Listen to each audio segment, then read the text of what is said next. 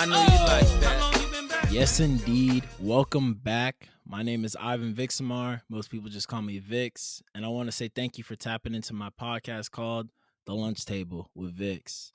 Now, my why behind this podcast is very simple. I wanted to create a platform that would bring people to the table, have real conversations, and impact the masses. And today, I got another fire episode for y'all. As y'all know, when I have a guest, I like to tell a quick story about my guest. And I'm not going to hold the first time I interacted with Suits, like I didn't like him off the jump. Like there's just certain people that just irritate you and you don't know why. And this was Suits. Like he was my locker buddy, which sounds sus. There's got to be a better word for that. He was my neighbor, my locker neighbor. I I don't know the word. He was across from me in the locker room, and I just remember like looking at this man, and he just like, first of all, he's from New York, right? So he has that like New York mug about him. And what I mean by that, like he just always kind of upset looking. Like he just got a very stern looking face. Doesn't really smile much. Once you get to know him, like you realize that's not true. But just off the jump, I'm like, yo, buddy just looks mean. He would always walk hella fast. Like it was like he was always in a rush to go somewhere. When you would watch him eat, he looked like he was in prison. Like I've never seen someone eat their food so fast and like aggressive. Like everything he did was just aggressive. It was just like you would walk down the hallway and look at him and he wouldn't say nothing aggressive, but the way he would look at you, it was just like what you looking at. Like that's how he the vibe. I'm just like, yo. And then what to add to it, this man was like very mysterious. So like there'd be times where I'll be like walking at night and he would just be in the cut. Like I mean in the cut, like in the dark by himself. And at the time he used to smoke like cigarettes and Black and Miles. And he would just be in the cut, like not even under a lamp. Like a normal human being is gonna be under like a lamp post or like bruh, in the dark, in the cut, just by himself smoking. So I'm just like, yo, this man's a vampire. Like this dude is weird, yo. And actually got to know him. And freshman year, we both lived in the same building, different floors. And to be honest, I don't really remember how we connected and actually like started talking to each other. But yeah, I just remember for the longest, I thought he was just a weird dude. He would always be like dressed as if he was coming out of a 2000s music video. And the reason why we call him Suits, if you're wondering, is because this man had 6 to 7 like pairs like or sets of like tracksuits.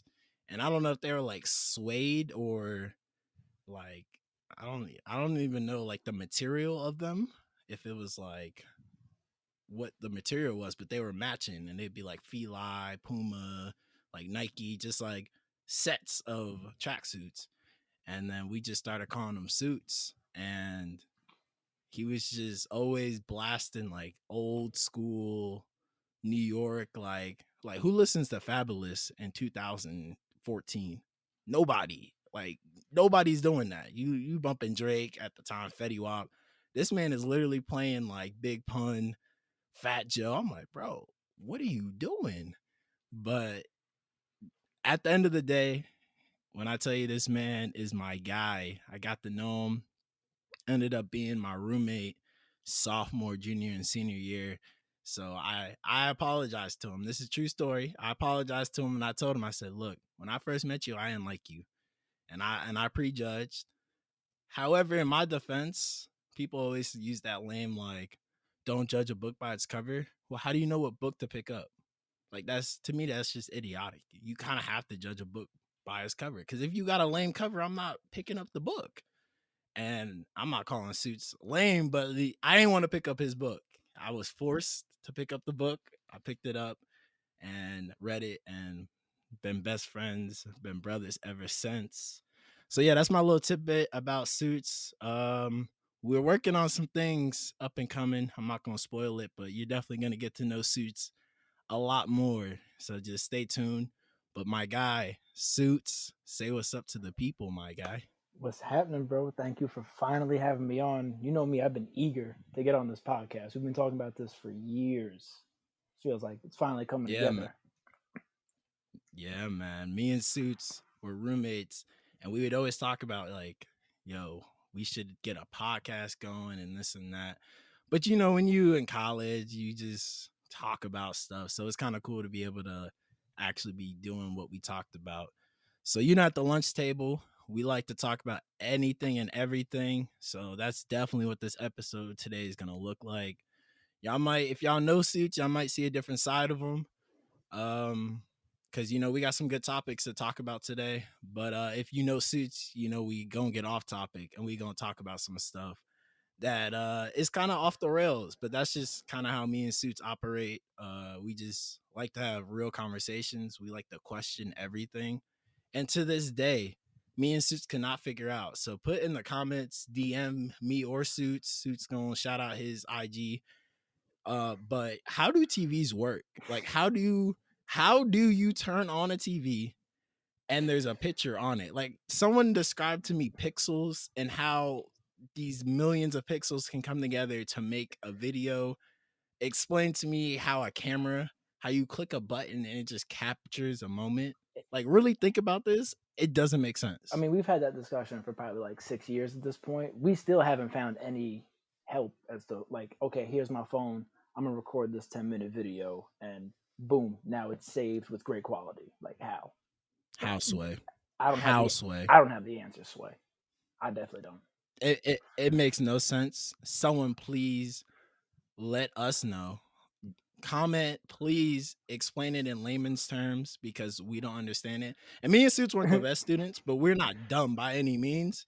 But like, you can't tell me that y'all never thought about this. How do you take a picture and it just saves on your phone? Like, what witchcraft is going on in our smartphones? And please put pictures in the description because I'm not the best reader. We visual learners over I'm here. a very visual learner. I don't listen through auditory learning or however I pronounce it. I will just fall asleep. That man said auditory learning. I don't think that's how it goes, but I could be wrong, but I don't I'm think that's the word for it. I'm like 86% sure I'm wrong on how I just pronounced that, but we're gonna roll with it. We gonna roll with it. We gonna roll with it. But once again, I want to thank everybody for tapping into the podcast. It really does mean a lot. Thank you for y'all support. For those who been tapping in and been sharing it, appreciate y'all. And we're gonna hop straight into it. So a lot of y'all know in life there's ups and there's downs, and sometimes some people just feel like there's a lot more downs than ups. And Suits is one of those people where if you really know him and know his story, like, this man has had a lot of downs. And I was talking to Suits before this podcast, and I was just like, hey man, like, would you be willing to kind of tell your story real quick about, some of the adversities you went through in college? Because he went through a lot. And if you don't know what adversity is, which most people should, it's just difficulties or misfortunes. And I feel like life is full of them. And I think the key isn't certain people going through different adverse situations. I think the key is how they overcome it and come out of it on the other side. And to me, Suits is one of the best examples of overcoming it and coming out on the other side better from it. So, Suits, go ahead, man. Tell your story. You have plenty, but tell maybe a college story about how you overcame some adversity in your life, man. Right, yeah. So me and Ivan, we played college football together. Coming in freshman year, it's definitely like a new experience. You don't really know, and you don't know anybody. I'm the only kid from my state, like at this entire school, while everyone else is either from like Illinois, Florida, or like California. So I'm like kind of alone. And as Ivan said earlier, I was definitely a different person. Like people just did not fuck with me off the bat. So that's fine. I forgive you for it now, but it's different. but Appreciate it. yeah, no, I'll catch you later on that one though. We're gonna have a little chat afterwards. But no, it was coming in as a freshman. There's already kids at your position that have had years of experience on you. So freshman year really didn't get any like playing time. I had two guys that were ahead of me in my position both of which were great athletes and just hands out better at the position, just knew the plays, could make the plays in game situations. So I mean, I knew I wasn't going to start right away. Sophomore year, I come in again, but I come in back injured because I had torn my shoulder. So I didn't play the whole season. So I was just kind of like the manager, the bitch boy. I was just doing whatever coach said. Hey, get the water, massage this guy out, or doing whatever I had to do. And I was like, all right, By the whatever. way, that's a great Coach Ari impression. If y'all don't know our coach, he sound exactly like what Suits just did. Like it was the weirdest voice. It was like deep, rustic. Like he grew up in the times of Tom Sawyer. Like it was the weirdest thing. And just a little side note on Coach Ori, he got, I don't want to say mad at me, but called me like spoiled almost because I had corner stores to go to where I grew up, and he didn't. I didn't realize that was such a privilege to have a corner store. And as our friend Nico always said, oh, all his stores were in the middle of the street. So I don't know what his issue. Shout out Nico. But yeah, back to what I was saying. So I get injured sophomore year, sit out the whole season, getting surgery in December. I get surgery in December on my shoulder. I come back.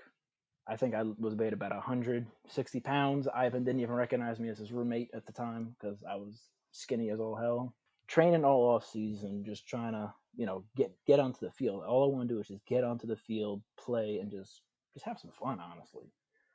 Work out over the summer, getting ready. Junior year's coming.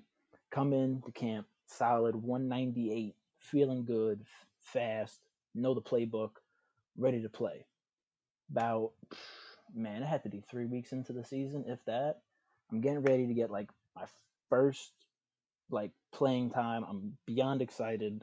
Like I'm gonna get into rotation, and I blow up my knee at practice, and I've it was bad. Like I didn't realize, I knew it hurt, but I didn't know how bad it was until like they told me. So I get the news that I'm not gonna play the rest of the season. That it's gonna be like at least 6 months before I could like even do anything like that again. And I mean that hits different, like you work so hard to just to get out there, just to show them at least, hey, like I could play, I could do this, and you try and you just keep just getting injured. It's not anyone's fault. It's just how God made it work for me. I don't know why still, but it's just what he wanted, and I kind of went with it, but not at first. At first, I was definitely hurt. I didn't want to go nowhere. I didn't want to like really be around football in the beginning. My roommate didn't want to be in the same room as me because he couldn't look at my knee because it was like the size of a softball. So he kind of would like throw up a little bit in his mouth if he saw it. So even my roommate didn't want to be near me for a little bit. It was definitely hurt.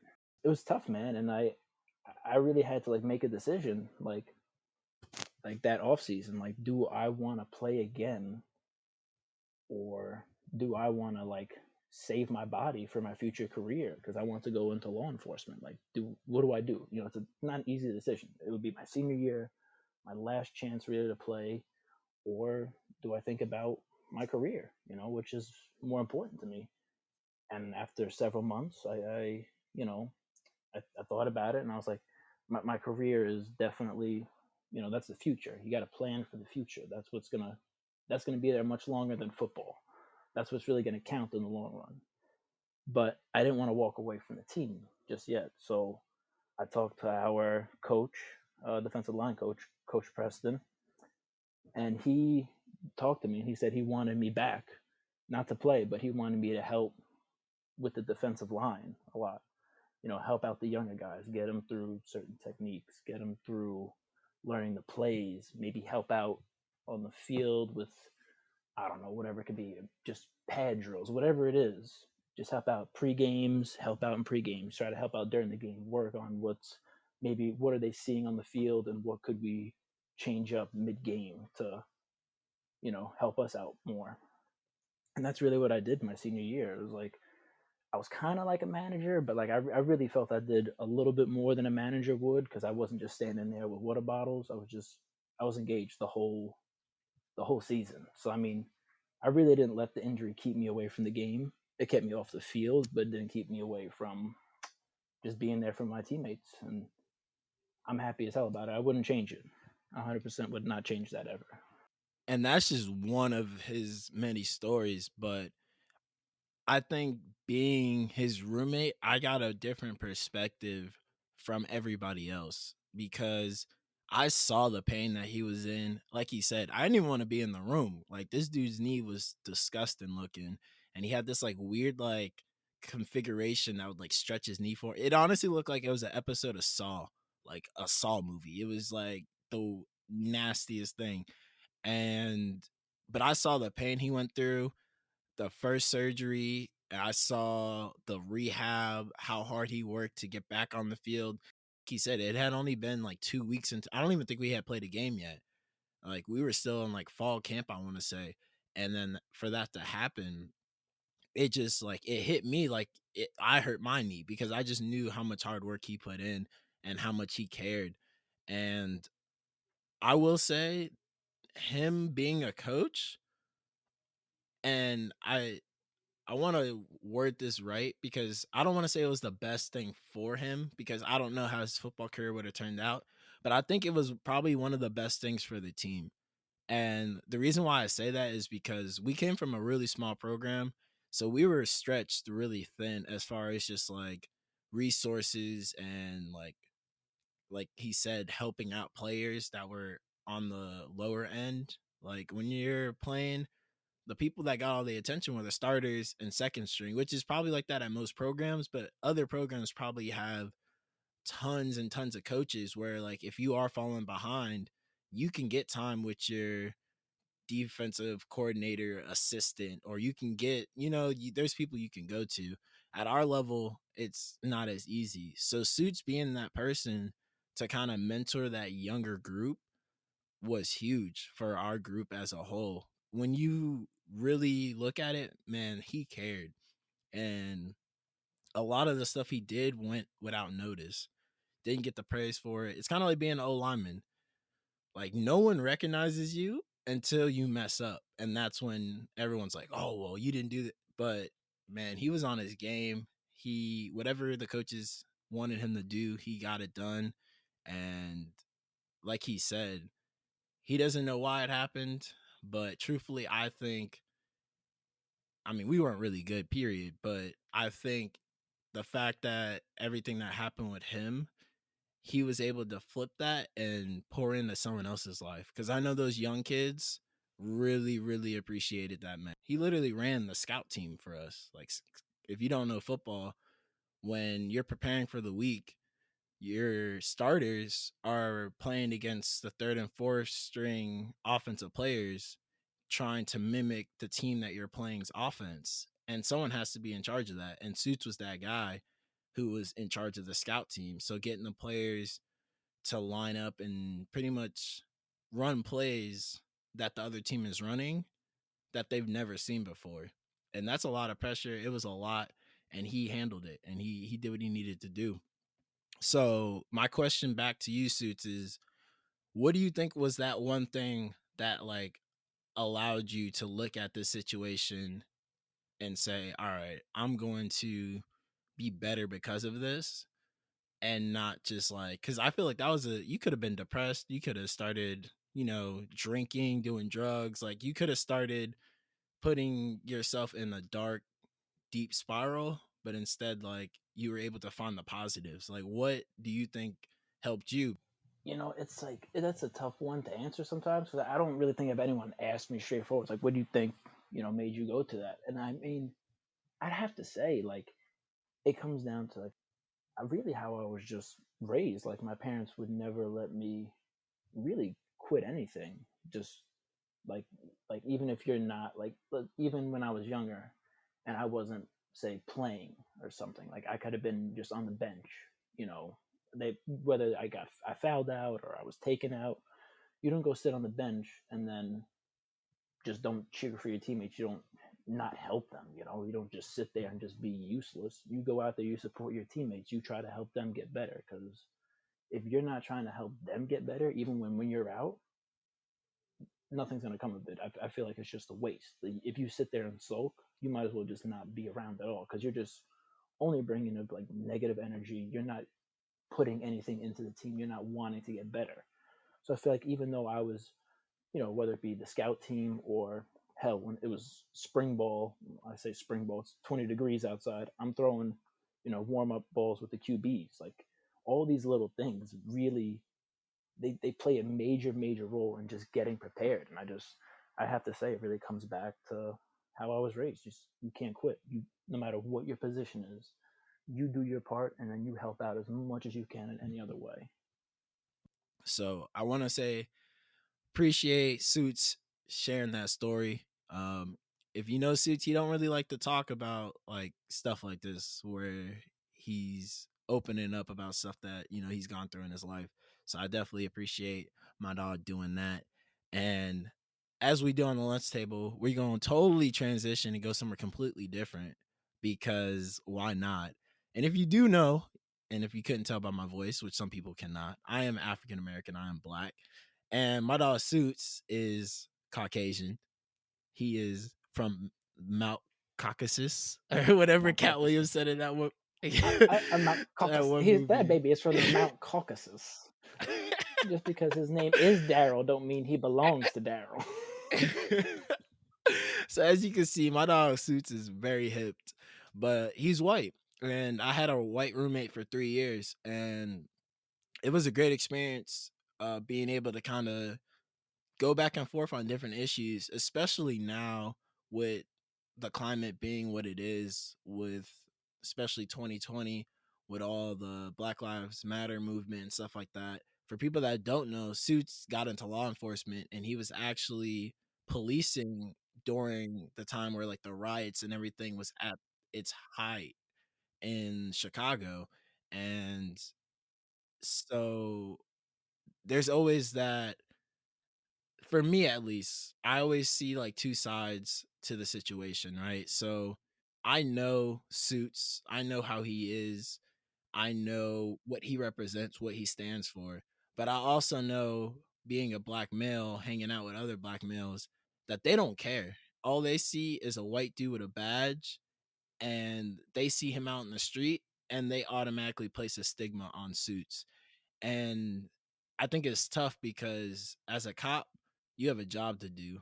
Like you're getting paid, you want to go back to your family. But on the other end, it's like you still have your opinions and feel a certain type of way about what is going on. So I kind of want to let Suits answer some questions that I had that like I never really spoke to him about on the phone, but I'm going to try to open up that platform now to speak on this.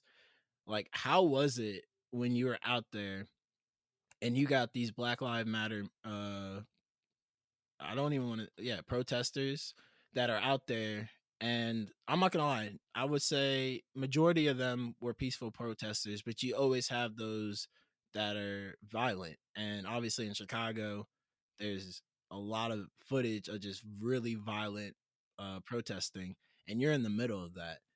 And you're seeing everything. How did that make you feel about the Black Lives Matter movement from like a policing standpoint? Because we're just watching it on the news. You're actually in it. So did that like affect how you looked at the whole movement as a whole? Because you're seeing like, yo, these people are crazy as hell. It's crazy because I remember we had several organized like before our nights of riot. We had like probably say 2 to 3 nights of like riots. I'd say when I say riots, I mean we weren't like in the street with like batons and the gear like beating people. Like it was a lot of looting, a lot of gunfire, just a lot of like reckless shit really going on. People going 90 and a 25, like just trying to break into any store like that. That's really, it was just mayhem. But I'd have to say, like before that, like it was, we had a lot of like, peaceful protests. I'm not gonna like deny the fact that most of it was peaceful. I was around several of them. We just had to do, just make sure things stayed peaceful. That was really our job. Just kind of stay out of sight, out of mind, and make sure things stayed peaceful. And they were, that some negative things were said to us. Signs that were like, I guess you could say offensive to police. And it does, it sucks, but like in that job, you can't let words really get to you, because then if you do, then that's not the career for you. That you're just too easily triggered, and that's not a job to be easily triggered in. But when the bad stuff really happened, it gives you a different insight. Like it just gives you a different point of view. Is like, all right, I understand what like the peaceful people were trying to get across. I understand what had happened in Minneapolis was awful and wrong. And any good cop, I'll be honest with you, every cop I talk to about it wants to see that guy in jail. There's no, it's not like we're like having his back. Trust me, they've all said, screw that guy. You're give the police officers the worst name possible. Like, so it's that I understood what they were going for, but then like you just have these other group of people and they just come in and it's like it's no words, nothing. It's all right, what can we go destroy? What can we go steal? Fuck it. You know what? The police are gonna be so busy. Gang battles are taking place in Chicago. I mean, it was so bad that each district, or how they record in Chicago, each zone in Chicago has its own radio band. They had to shut them down and just use one radio band because it was one so busy. Like the 911 calls that came in were beyond busy, and two, someone hacked into the. I don't even know how the hell they did it. They hacked into the 911 like their dispatch center and started playing "Fuck the Police" over their dispatch. I don't even know how that happened. Like it was, and that's messed up. Jeez. Like that's messed up. Imagine like you something is happening besides the riots. Like you have a family member, like they need medical attention, right? For something Mm, completely irrelevant. And you need the police and you need ambulances there. And you can't even get through to them because someone hacked in to the dispatch center yeah. playing fuck the police. And it's like I don't think people realize like what they're what happened this summer did not help. Like all that Yeah. violence. And it happened way worse in other cities. I don't think people realized how bad they made it because it gave everyone else who was very peaceful and went about their day, it gave them the worst name possible. Okay. So, and I don't disagree with anything you said, but just to further the discussion, how do you feel about those people who say, well, this has been going on for years and years and years, and it's just been a buildup. And at this point, we're just gonna, because I saw like a video of someone like they were like burning down a Target. And don't ask me why they were burning it down, but they were burning down a Target, looting, taking stuff. And I'm looking at the comments because I always try to understand what people are saying and try to like not necessarily take their side, but try to like understand where they're coming from. So I'm looking at the comments. I have my own opinion of it. And I'm looking at the comments and someone says, well, this is how we hurt them. And by them, they're saying like white America. We affect their money. And by burning down this Target, we I guess in their eyes, they're messing up the corporate people's money and they're getting white America's attention so that now they're like, okay, we're not going to stop doing what we're doing until you change some laws, you change the way y'all police African Americans or just people of color. Like, how do you, what do you say to those people who are going to come from the standpoint of like, we're just doing this so that we are heard? Because we don't feel like we've been heard for the last however many years. Right, and I do get it. I know for a long time, even some places still today, like it's just they don't feel heard. They still feel like there is some sort of injustice. But like creating violence and burning down a target or any building, just burning down anything, causing any sort of violence that doesn't. Who's gonna want to like listen to you then? Like who's going to want to listen to someone's like, we've been quiet for too long, we're going to burn down this police station, we're going to burn down city hall. You have our attention, you have people's attention, but you don't have it in the best of ways. Like Okay. So I the understand, like, attention is yeah. there, but it's in a negative. It, You're looking at it like, well, you are what we already thought you are, or not you per se, right, but yeah, like let's say the you white, get what I'm whatever they're saying? saying, the corporate America, whatever they're doing it against, right?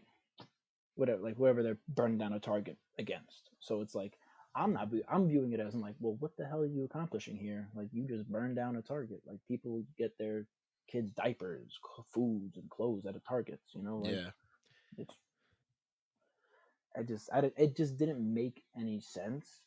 And also, if they were trying to do it to get back at the police, I do understand. Like, the big issue was, like, white police and, like, black suspects. I do understand that it has happened, but also, just just like, I know people aren't gonna like to hear this, but, like, if you look at it, just look at Chicago, for example.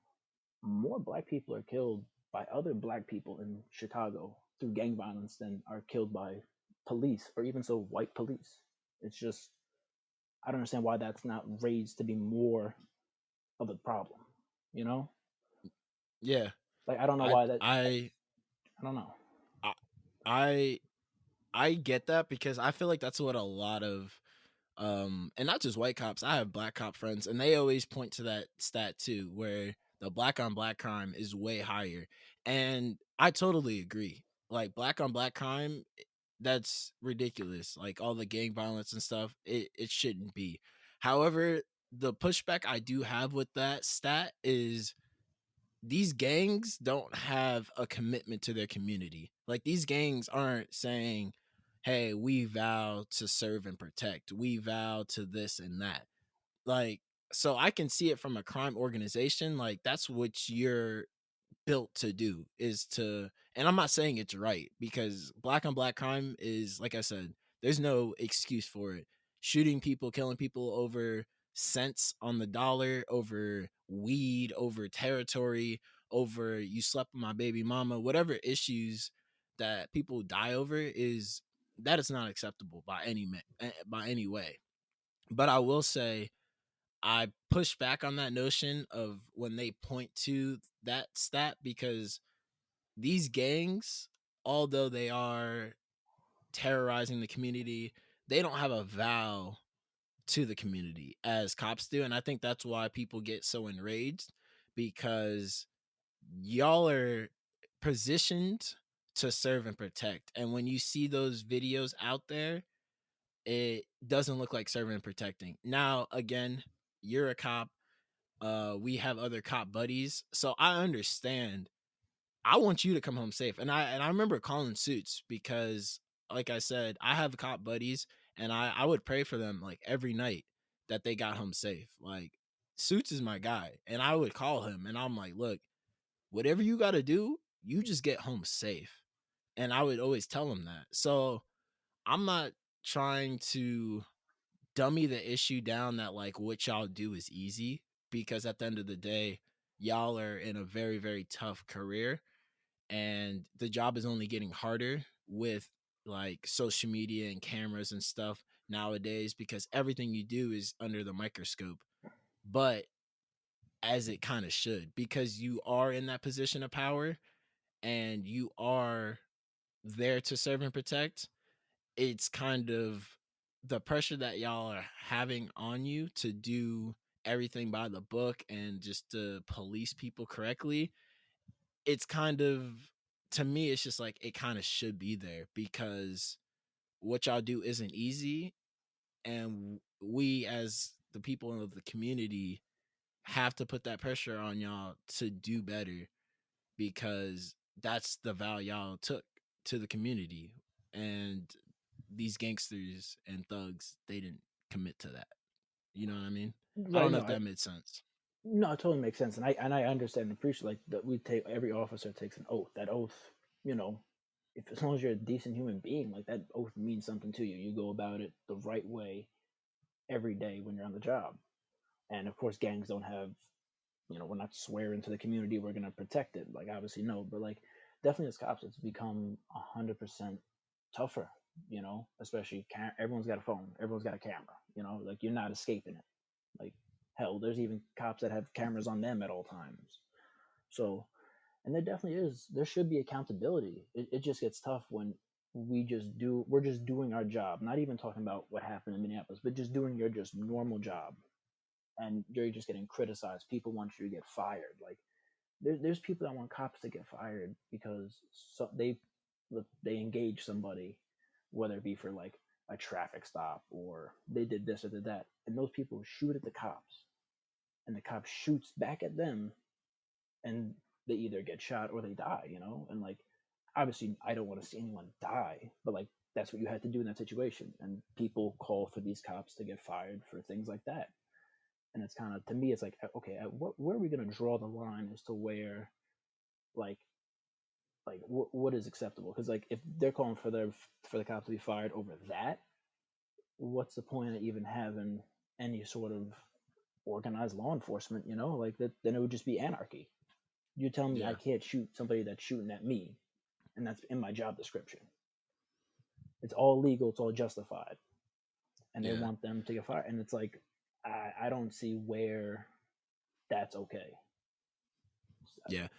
Again, I salute all the first responders, police officers, and just people who really do take these oaths and vows to the community and live them out.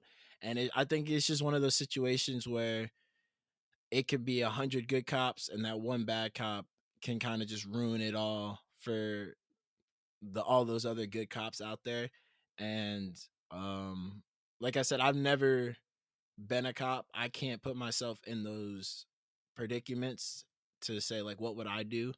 And I think it's just one of those things where we just need to continue having those conversations and being willing to speak to law enforcement and have law enforcement speak to the community, because I think that whole notion of like, oh, the cops or this or that, because if something happened, who the first person you gonna call is 911. And like those people who are all like this and that, let somebody do something to you, you 98% of the people are gonna call the cops. You might have those one people who are just like, they don't trust the government, they don't trust the cops, they don't trust this and that, and I get it. Okay, they won't. But most people, they gonna call the cops. So it doesn't matter how much you talk about, oh, this with the cops, that with the this and this and that. At the end of the day, when you need something, they calling y'all. And that, to me, that's just the fact of the matter. So there needs to be a relationship there. There needs to be a conversation. And like I said, back to me and Suits being roommates, again, I know Suits. I know where he stands. I know his heart on things. But again, if you don't know, all you see is just a badge. All you see is just a white cop towing the line and you on the other side. But you don't understand that that white cop has a job to do. Or not even, I wouldn't even say a white cop. These cops, because I feel like a lot of black cops took a lot of heat too, because, oh, you're a black cop, like how can you stand beside all these? It's just like, yo, they got a job to do, they got a family to feed, they got a family to come home to. So I think as a community we have to do a better job of understanding that y'all are human, y'all aren't robots, y'all have feelings, y'all have opinions, but y'all also have a job to do. And then on the flip side, cops need to have that understanding that we are humans, but we're not all the same. So you can't police everybody the same. Like you might stop a black person, and the way the black person talks to you might be different just because the culture is different. So they might speak to you different. That doesn't mean like they're disrespecting you. That doesn't mean like just because you may not have grown up with people in certain cultures, you can't just be like, oh, you're different than me. I'm taking it as a threat. So I think it's both sides. Both sides need to do better to come together and have conversations about it.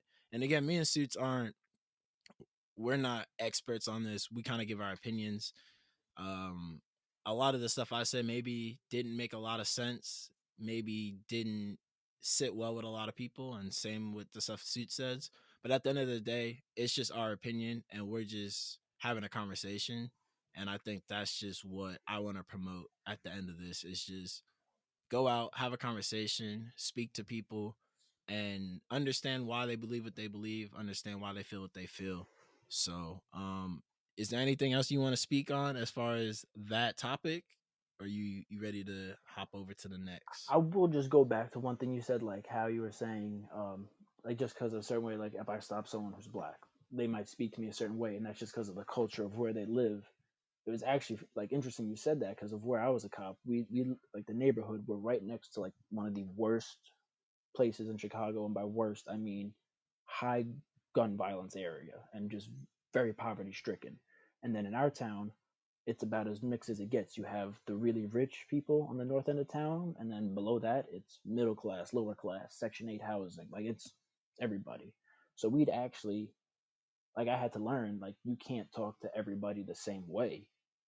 You had to talk to them where they were from.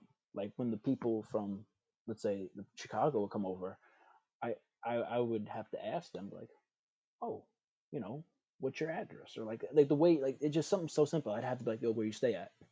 And when I asked them where they stay at, they'd be like, oh, I stay at this place. Like I stay with my grandma. I'm like, yeah, but where you stay at with your grandma? And then they just go and give me the address. Whereas if I was, dealing with a rich person on the north end of town, I'd be like, oh, sir, what's your address? It was just like little things on how, and it wasn't like that's just because of where they grew up. That's just how they talk over there. That's what they understand. Like it's just something Yeah. little. It's so you have to pick up and have to change how you speak, and Yeah. that's tough. If you've never had to do that before, like learn a whole new lingo, like that was tough. Everyone should be treated equally, but that doesn't mean the way you speak to them has to be the same, you know?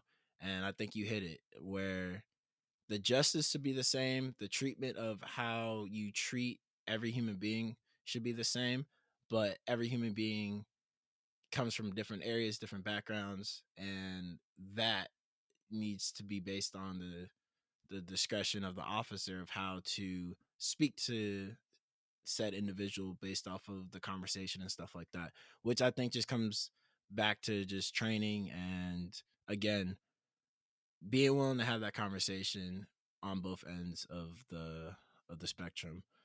So yeah, that was kind of our little rant on, I guess I don't even use the word rant, but I guess just our little conversation. That's the perfect word. That was just our conversation on that. We could definitely go deeper on different things and talk about different aspects of everything that happened with the riot, but I want to switch it over because I kind of hinted it towards the beginning when I told my story about Suits was music. And it's funny because I remember 2014, 2015, like going to parties, and I'm the type of dude who I can listen to pretty much anything, right? Like Suits knows this. On Sundays, I have my Kurt Franklin bumping, my Yolanda Adams, Tasha Cobbs. And then on other days, on Monday, Tuesday, I'm doing homework. I'm not listening to no G Herbo, no Chief Keef. I don't even know all these new rappers out nowadays, but at the time, like Chicago rappers, it was like Lil Bibby and all these weird named rappers. All little But I something. didn't listen to that. Yeah, it was all a little something. I think Lil Pump was hot back then too. So Yeah, like people of are course. rocking, listen to that, and like as you could just tell, Suits don't rock with all these like newer artists like that. Like he's very, very, very picky on what he listens to. But my my two questions, and I'll ask the first one. So, what do you not like about like these new artists, and why are you like so defiant on listening to a lot of them?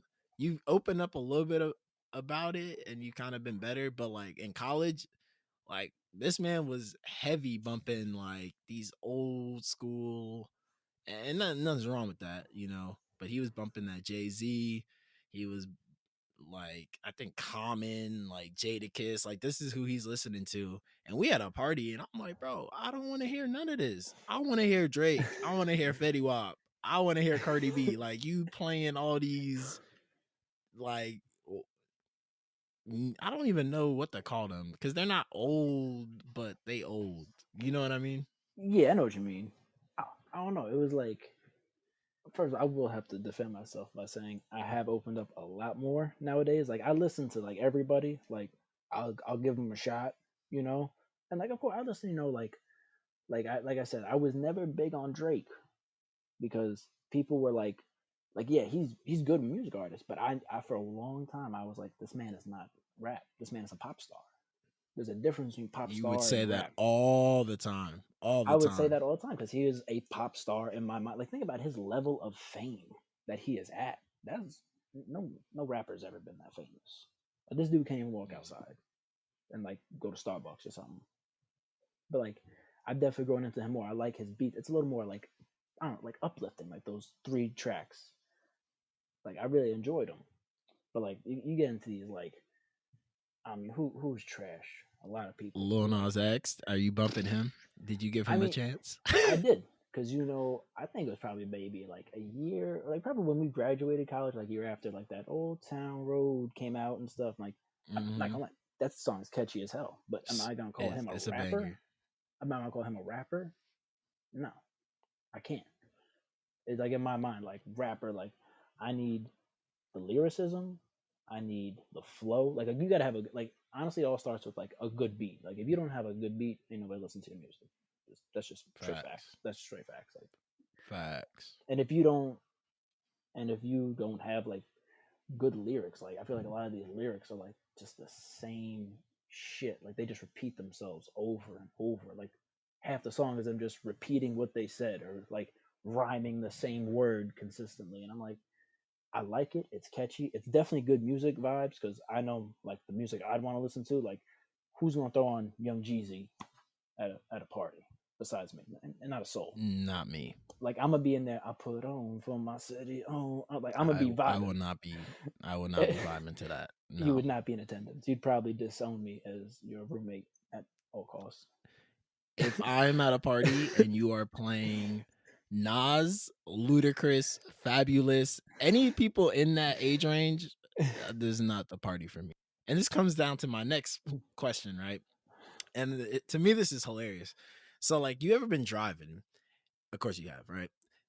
Suit's got that A push to few start times. Audi. So, of course, he driving. All right. So, It's a you're Lexus driving, now, right? kid. It's a Lexus. Oh, oh, So I'm just letting oh. you He know. I said, don't. he flexed on me and he said, get your money up. So you driving in a Lexus, scoop scoop, you whoop the whoop, scoop scoop, and you driving.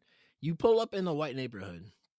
Are you the type to continue to play the music you're gonna play, or are you gonna switch it? Because me, like my music preference doesn't always go off of my mood. It goes off of my environment sometimes. Like I'm not gonna lie, when I pull up to church, I'm not pulling up listening to no what's that poo That shoddy or Pooh Shiesty, just poo that new dude out. whatever. I'm not listening to that. And, I'm not and pulling up listening to some whatever else. definitely not playing Cardi You, B up in there because they're gonna throw you out that church.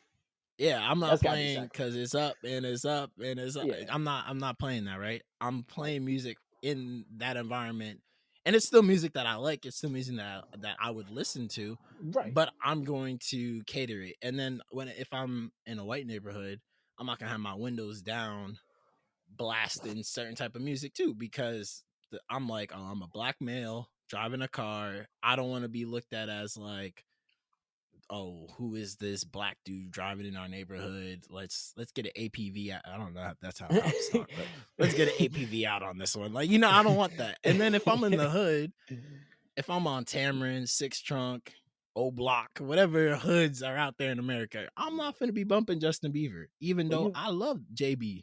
That's you my better guy. But if you I'm in O not. Block, if you in O Block, you got to be careful what you bump though. That's the thing. You might be safer blasting Justin Bieber. You don't want to play some rival shit because That's true. you gotta be And it's careful. You funny. gotta It's funny too because I'm like the type of dude, like I'm so naive to that stuff. Like I wouldn't even know. So just to play it safe, I would probably just drive with no music. that's Like safe. I would probably just be like, okay, I'm gonna have the windows up, car locked, and I'm gonna drive through quietly. Just being alert at this point. Like just quiet. So do you do that? Is that just a me thing, or do you preference what you listen to based off of the environments you're in? Nah, I'm definitely a big like music guy. Like whatever I'm feeling, like because if, for example, if you like just took my music and just hit shuffle, who knows what you're gonna get? You might get some heavy metal rock music that I like to listen to. Just driving around, it relaxes me. As weird as it sounds, You might get It some. relax. Do y'all hear the craziness? It relaxes him. It just keeps me focused. I don't know. It's everyone's got their own weird thing, bro. Sometimes I might get some house music, like club music going, or hell, it could be Stevie Wonder comes up next. It could be 50 Cent comes up next. Like you have no idea. So it's all about my mood. But I will turn it down depending on who I'm around. he he I said, "I will will turn it down. adjust the volume. Like I if, will hit the notch."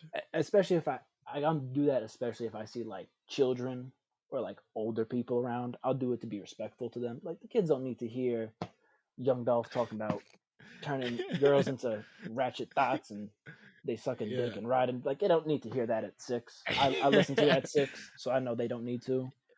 So it's Yeah. just a respect thing. But like I'm gonna keep playing what I'm playing. Like I definitely bump through my neighborhood with Pop Smoke full blast. Like I said, me and Suits, we talked about this for a very, very long time. Just being able to get on a podcast, talk about just anything and everything. Um, just today, I hopefully y'all got something out of it. And if anything, maybe you disagreed with everything we said or didn't like where we came from with our opinions, and that's fine too, because now you have the opportunity to create your own table and bring people to the table and have those conversations and express how you feel, either even DMing us or in the comment sections, whatever. Express how you feel, start that conversation with your own group. And to extend the conversation, one thing I wanted to do, and I don't do this too often, and if you made it all the way to the end of this video, appreciate you again for tapping in and listening to the whole thing through. But I also have like a challenge, and earlier Suits talked about overcoming adversity, right?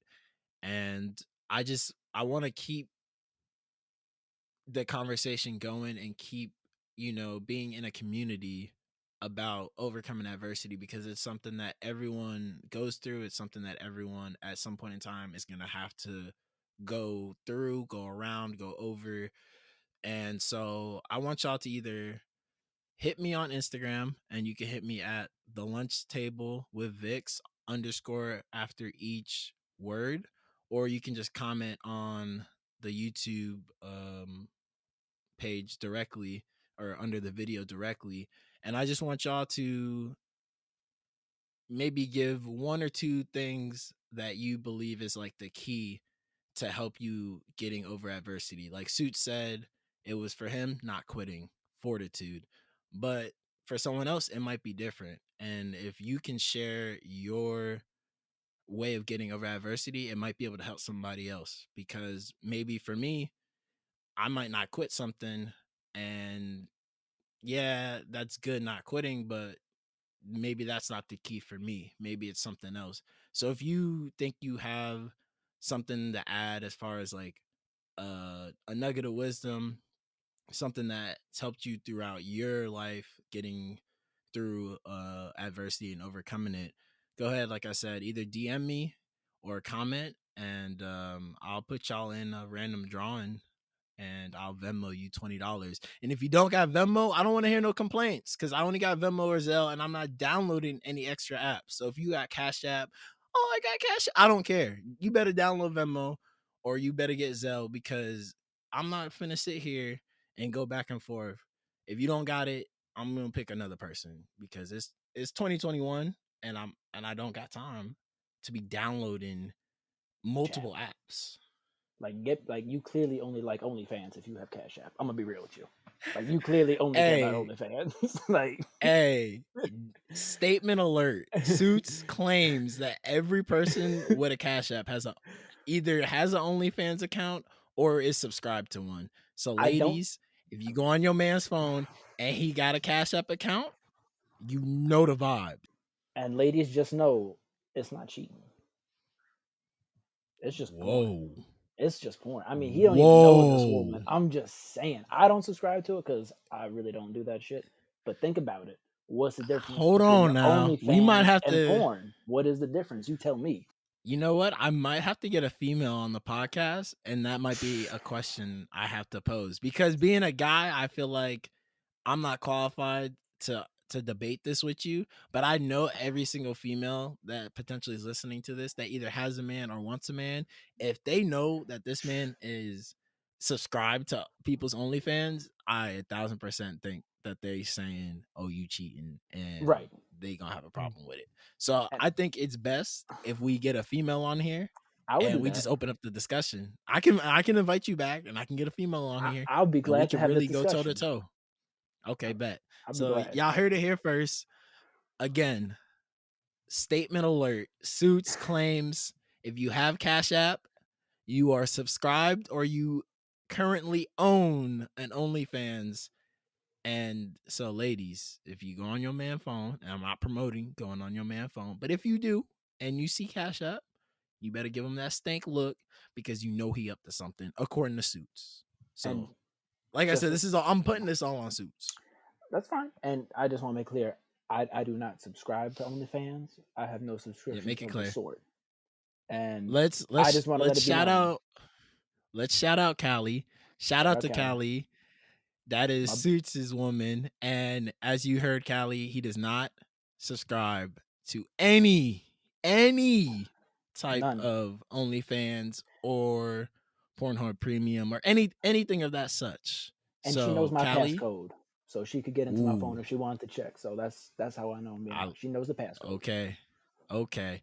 Transparency at its finest. Shout out Callie. Yeah. So back to the drawing. So that's $20 just to literally type a sentence, maybe two, and potentially help somebody else and maybe help yourself to Chick-fil-A meal because Chick-fil-A be taxing. I don't think you can get a solid Chick-fil-A meal for $10. So you might have to take that 20 to help you out with your Chick-fil-A meal this week. Get Because I that know y'all shake. eating Chick-fil-A at least once a week. I know it. I just know. Mm. And I got to thank my dog Suits for hopping on this podcast as well. I did not pay him. He is just a good friend, a brother, doing a favor, hopping on the podcast, giving me 2 hours of his time doing this podcast. And like I said, we got some stuff in the works. So stay tuned. Me and Suits are currently trying to work on some other stuff to put out some more content out there for the people who do like me and Suits together. We are working on something. And again, shout out Callie because I took her man away for 2 hours. So you know how that go. Appreciate you, Callie. And y'all know the vibes. I like to end every episode with a little quote. And the quote I picked was the most successful people see adversity not as a stumbling block, but a stepping stone to greatness. And Sean Anchor said that. I don't even know who. Do you know who Sean Anchor is, Suits? Sean Anchor. Not a clue. I have no idea who he was, but he is the one credited for the quote. So yeah, the most successful people see adversity not as a stumbling block, but as a stepping stone to greatness. So if you had a lot of adversity in your life, you're currently going through adversity, step on that adversity and know that you're stepping towards greatness. So I'm gonna end it on that note, Suits. Do you want to leave any thoughts, tidbits, your social media handles? Would you like to leave anything before we exit?